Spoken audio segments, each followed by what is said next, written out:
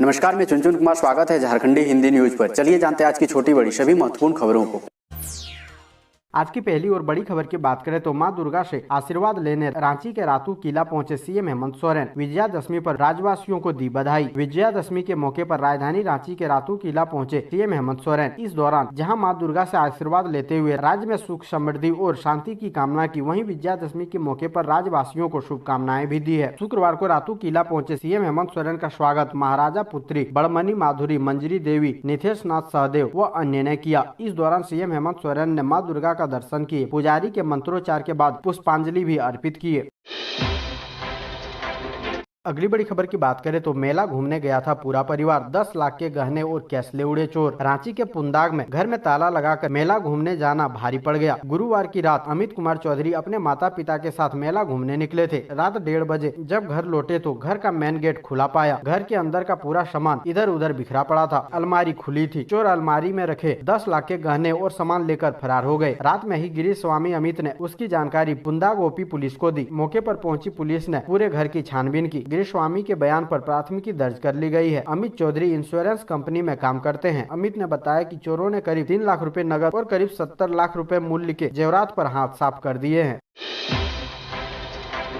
अगली बड़ी खबर की बात करें तो लाउड स्पीकर से की जा रही अपील, कृपया अफीम की खेती ना करें, ना मानने पर जेल जाने को रहे तैयार। पोस्ता अफीम की खेती करने वाले के विरुद्ध कार्रवाई के लिए व्यापक रणनीति बनाई जा रही है। रायपुर वन विभाग एवं राजपुर पुलिस की संयुक्त टीम ने राजपुर वन क्षेत्र के केंदुआ लोहरा, केंदुआ शहोर, लारा लुट्टूदाग सहित विभिन्न जंगली इलाकों में जन जागरूकता अभियान चलाया। इस दौरान गाँव में घूम घूम कर वन विभाग की टीम ने लाउड स्पीकर लगाकर सभी ग्रामीणों को समझाया कि अफीम की खेती करने से आपको व आपके स्वास्थ्य पर क्या नुकसान हो सकता है। ग्रामीणों को अफीम की खेती नहीं करने की अपील की गई। बावजूद इसके खेती करने वालों को चिन्हित कर जेल भेजे जाने की बात कही गई। उन्होंने कहा कि अफीम की खेती करने पर कई तरह के मामले दर्ज होंगे, सजा भी होगी।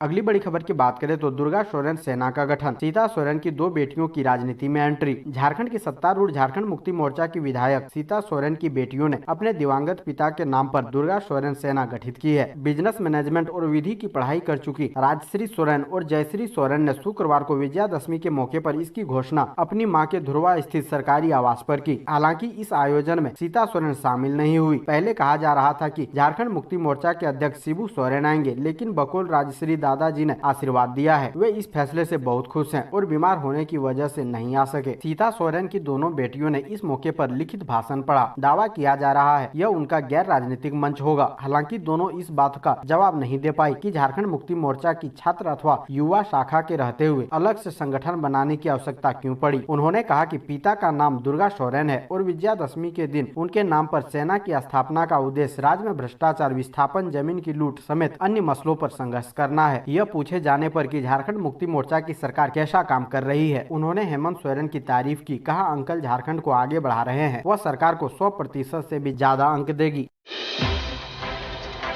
अगली बड़ी खबर की बात करें तो गिरिडीह के सरिया में झुंड से बिछड़े हाथी का उत्पात, 2 लोगों को कुचलकर मार डाला, ग्रामीणों में दहशत। गिरिडीह जिला अंतर्गत सरिया थाना क्षेत्र के अंबाडी गांव में हाथियों के झुंड से बिछड़ा हाथी ने जमकर उत्पात मचाया। झुंड से बिछड़ा हाथी गुरुवार की देर शाम अंबाडी गाँव में जा घुसा। इस दौरान अम्बेडकर चौक स्थित 2 व्यक्तियों को पटक पटक कर मार डाला। मृतकों में रोहित दास पिता स्वर्गीय घनश्याम दास तथा सिकंदर दास पिता स्वर्गीय बद्री दास शामिल है। इस घटना के बाद से ग्रामीणों में दहशत का माहौल है। स्थानीय लोगों की माने तो घटना की सूचना वन विभाग तथा सरिया थाना को दे दी गई है, लेकिन काफी देर तक मौके पर नहीं पहुंचने पर ग्रामीणों में काफी गुस्सा है। इधर एक और जहां परिजनों का रो रो कर बुरा हाल है, वहीं पूरे ग्रामीण वन विभाग की लापरवाही से काफी आक्रोशित हैं। अगली बड़ी खबर की बात करें तो जेईई एडवांस के कोल्हान टॉपर बने जमशेदपुर के वैभव सेठ। आईआईटी खड़गपुर द्वारा 15 अक्टूबर शुक्रवार को जेईई एडवांस का रिजल्ट जारी कर दिया गया है। इस परीक्षा में लोयोला स्कूल के पूर्व छात्र वैभव सेठ अखिल भारतीय स्तर पर 291वां रैंक लाकर कोल्हान टॉपर बने हैं। वहीं दूसरी स्थान पर आयुष कुमार रहे को 297वां रैंक प्राप्त हुआ है, जबकि तीसरे स्थान पर कार्मेल जूनियर कॉलेज सोनारी के यश कुमार रहे, उन्हें अखिल भारतीय स्तर पर 431वां अंक प्राप्त हुआ है। लोयोला स्कूल जमशेदपुर के पूर्व छात्र वैभव सेठ ने बताया कि वो आगे कंप्यूटर साइंस लेकर रिसर्च के क्षेत्र में जाना चाहते हैं। उन्होंने अपनी तैयारी को लेकर बताया कि नारायणा से कोचिंग करते हुए सेल्फ स्टडी को प्राथमिकता दी। अगली बड़ी खबर की बात करें तो सरकारी नौकरी चाहिए तो बिना देर किए जल्द कर दें आवेदन। यूसीएल ने निकाली है बहाली। केंद्र सरकार का उपक्रम uranium corporation of India limited में विभिन्न पदों पर बहाली निकली है। यदि आप इस सरकारी कंपनी में काम करना चाहते हैं तो यह खबर आपके लिए काम की है। यूसीएल केंद्र सरकार का उपक्रम है जो देश भर में यूरेनियम की खुदाई करती है। झारखंड के जमशेदपुर के जादूगोड़ा में भी यूसीएल की एक यूनिट है। यूसीएल में 7 ट्रेड में कुल 30 पदों के लिए वैकेंसी निकाली गई है। इसमें फीटर के लिए 8, इलेक्ट्रीशियन के लिए 8, वेल्डर के 4, टर्नर मैकेनिस्ट के 3, मैकेनिकल डीजल के 3, कारपेंटर के 2 और प्लम्बर के 2 पद हैं। अधिक जानकारी के लिए यूसीएल के आधिकारिक वेबसाइट www.ucil.gov.in पर जा सकते हैं। अगली बड़ी खबर की बात करें तो रायपुर के नवकाट ज्वेलर्स से चोरी में बड़ा खुलासा। 55 लाख के गहने झारखंड पुलिस ने दबाए। राजधानी रायपुर के गुड़ियारी स्थित नवकाट ज्वेलर्स में 80 लाख के गहनों की सनसनीखेज चोरी में झारखंड पुलिस के अफसरों का भी नाम आया है। 55 लाख के गहनों की हेराफेरी में झारखंड के बांसजोर चौकी प्रभारी सहित 4 जवानों को सस्पेंड कर दिया गया है। सभी पर नवकाट ज्वेलर्स से चोरी जेवर गायब करने का आरोप है। झारखंड पुलिस के आला अफसरों ने चौकी प्रभारी समेत पूरे स्टाफ के खिलाफ जाँच के आदेश दिए हैं। झारखंड पुलिस ने रायपुर पुलिस को पूरे घटना की जो थ्योरी बताई है उससे हाई प्रोफाइल चोरी की जांच ही उलझ गई है। राजधानी में किसी बड़ी चोरी के बाद ऐसा पहली बार हुआ है जब दूसरे राज्य की पुलिस ही जांच के घेरे में फंस गई है।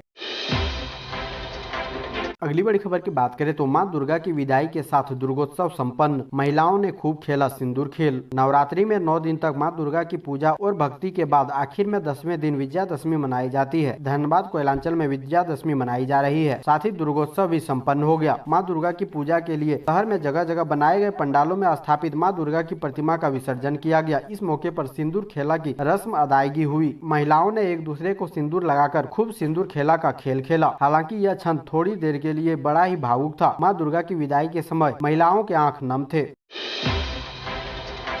अगली बड़ी खबर की बात करें तो नियुक्ति प्रक्रिया में बाधा। राज्य सरकार ने झारखंड उच्च न्यायालय को शपथ पत्र देकर किया आश्वस्त। राज्य सरकार ने उच्च न्यायालय को शपथ पत्र देकर आश्वस्त किया है कि शीघ्र ही विधि विज्ञान प्रयोगशाला को और सशक्त बनाया जाएगा। इस दिशा में कार्रवाई भी शुरू हो चुकी है और रिक्तियों के विरुद्ध नियुक्ति की प्रक्रिया शुरू की जानी है। लेकिन नियमावली अद्यतन नहीं होने के कारण इस प्रक्रिया में अड़ंगा लग गया है। वैज्ञानिक सलाहकारों की नियुक्ति में हाल में सरकार के स्तर से किए गए बदलावों को शामिल करते हुए नियमावली तैयार की जानी है, जिसके बाद बहाली की प्रक्रिया शुरू होगी। दरअसल झारखंड में कई प्रकार की नौकरियों के लिए नियुक्ति नियमावली के कारण ही अड़ंगा लगता रहा है। अभी भी नियमावली तैयार नहीं होने के कारण कई विभागों में प्रक्रिया बाधित है। अगली बड़ी खबर की बात करें तो बोकारो व पाकुड़ में सड़क दुर्घटना में 2 लोगों की मौत। परिजनों का रो रो कर बुरा हाल। झारखंड के बोकारो और पाकुड़ जिला में 2 अलग अलग सड़क दुर्घटना में 2 लोगों की मौत हो गई। इस घटना के बाद परिजनों का रो रो कर बुरा हाल है। वहीं पुलिस दोनों शव को कब्जे में लेकर पोस्टमार्टम के लिए भेज दिया है। बोकारो जिला अंतर्गत ललपनिया रामगढ़ मुख्य मार्ग स्थित तेलैया गाँव के निकट सड़क दुर्घटना में एक युवक की मौत हो गयी, जबकि दूसरा गंभीर रूप से घायल है। जानकारी के अनुसार गोमिया थाना क्षेत्र के हजारी पटवा टोला निवासी सहदेव प्रसाद और रामू प्रसाद महुआ टांड़ थाना क्षेत्र के बड़की पूनू गांव से अपने रिश्तेदार के घर से गुरुवार की शाम करीब 5 बजे बाइक से लौट रहे थे। तिलैया गांव के निकट विपरीत दिशा से आ रहे एक वाहन के चकमा देने के कारण वो अनियंत्रित होकर ब्रेकर से टकराकर गिर गए, जिससे गंभीर रूप से घायल हो गए। अगली बड़ी खबर की बात करें तो बंगाल की खाड़ी में बन रहा चक्रवात। झारखंड के कई जिलों में 17 अक्टूबर तक हो सकती है बारिश। झारखंड में मानसून की विदाई के बाद अब एक बार फिर बारिश की संभावनाएं जताई जा रही है। बंगाल की खाड़ी में एक बार फिर से चक्रवात बन रहा है, जिसके कारण झारखंड में इसका असर दिखाई दे रहा है। मौसम विभाग ने 15 अक्टूबर से राज्य में बारिश का अनुमान लगाया था। मौसम विभाग के मुताबिक राज्य के कई जिलों में 15 से 17 अक्टूबर तक बारिश होगी। मौसम विभाग के मुताबिक बंगाल की खाड़ी में बन रहे चक्रवात के कारण झारखंड के मध्य और दक्षिणी हिस्सों में हल्की और मध्यम दर्जे की बारिश हो सकती है। इसे लेकर मौसम विभाग द्वारा येलो अलर्ट जारी किया गया है। अगली बड़ी खबर की बात करें तो गढ़वा के भवनी खाड़ डैम में हादसा। मछली मारने गए नाबालिग समेत 4 युवकों की हुई मौत। गढ़वा जिला अंतर्गत श्री बंशीधर नगर पंचायत क्षेत्र के वार्ड संख्या 5 स्थित भवनी खाड़ डैम में मछली मारने उतरे नाबालिग समेत 4 युवकों की मौत हो गई। चारों युवकों की मौत डैम के फाटक के नीचे फंसने से हो गई। घटना की सूचना मिलने के बाद घटना स्थल पर पहुंचे अनुमंडल पुलिस पदाधिकारी प्रमोद कुमार केसरी व थाना प्रभारी योगेंद्र कुमार ने डैम का फाटक खुलवाने के बाद डैम के फाटक में फंसे चारों युवकों को नहर के माध्यम से बाहर निकलवाया। चारों युवकों को अनुमंडल अस्पताल लाया गया, जहां चिकित्सक ने सभी को मृत घोषित कर दिया। सभी मृतक नगर पंचायत क्षेत्र के वार्ड 5 के नाया खाड़ा गांव के हैं। इसमें बबलू उराव, अनिल उराव, अमरेश उराव तथा नागेंद्र उराव की मौत डैम के फाटक के नीचे फंसने से हो गई।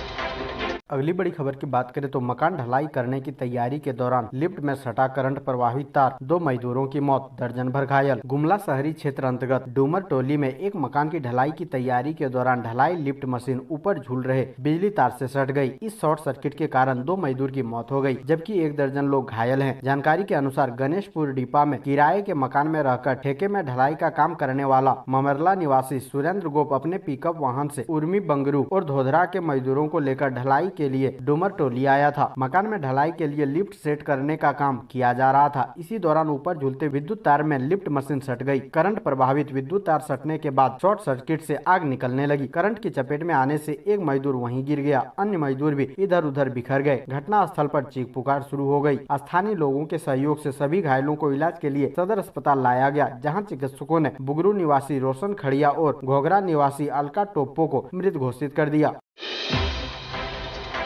अगली बड़ी खबर की बात करें तो नकली पिस्तौल दिखाकर हाईवे में लूट लिया था 5 लाख का गाजर, 5 गिरफ्तार। चांडिल थाना क्षेत्र के NH 33 स्थित रामगढ़ के पास नकली हथियार दिखाकर पिकअप वैन में रखे करीब 1.5 लाख रुपए के गाजर लूटकांड मामले में पुलिस ने 5 बदमाश को गिरफ्तार कर जेल भेज दिया है। 13 अक्टूबर की रात 2 बजे बदमाशों ने पिकअप वैन के चालक और खलासी को रस्सी से बांधकर दूसरे पिकअप वैन में गाजर लोड कर उसे पश्चिम बंगाल ले गए थे। अगली बड़ी खबर की बात करें तो PF खाता धारकों के लिए खुशखबरी, 6 करोड़ खाते में जाएगा पैसा। कर्मचारी भविष्य निधि संगठन के मेंबर के लिए खुशखबरी है। PFO शीघ्र ही अपने 6 करोड़ से अधिक ग्राहकों के खाते में ब्याज ट्रांसफर कर सकता है। जानकारी के मुताबिक EPFO जल्द ही अपने 6 करोड़ से अधिक ग्राहकों के खाते में 2020-21 के लिए ब्याज ट्रांसफर करने की घोषणा कर सकता है। श्रम मंत्रालय ने इस फैसले पर मंजूरी दे दी है। अगली बड़ी खबर की बात करें तो केंद्रीय मंत्री सिंधिया ने देवघर पहुंचकर किया पूजन, छतरी में पूर्वजों को किया नमन। विजयादशमी पर पूजा अर्चना का ग्वालियर का अपना इतिहास और परंपरा रही है। कुछ परंपराएं वक्त और परिस्थितियों के कारण केवल स्मृति में शेष रह गई है। इसमें दशहरा निकलना प्रमुख है। पहले राजशाही अंदाज में दशहरा निकलता था। सिंधिया राज परिवार के मुखिया हाथी पर बैठकर प्रजा से मिलने के लिए नगर भ्रमण करते थे। कुछ परंपराओं का आज भी निर्वहन किया जा रहा है। सिंधिया राजघराने में विजयादशमी का विशेष महत्व है। राजघराने की मुखिया दशहरे पर अवश्य ग्वालियर में पूजा अर्चना करने के लिए आते हैं। केंद्रीय मंत्री ज्योतिरादित्य सिंधिया ने शुक्रवार की सुबह राजघराने का मुखिया होने के नाते कई परंपराओं का निर्वहन किया। ज्योतिरादित्य सिंधिया अपने परंपरागत राजशाही लिबास व उनके पुत्र महाआर्यमन युवराज के लिबास में सबसे पहले गोरखी स्थित देवघर पहुँचे, जहाँ परंपरागत रूप से सिंधिया व उनके बेटे ने एक साथ पूजा अर्चना की।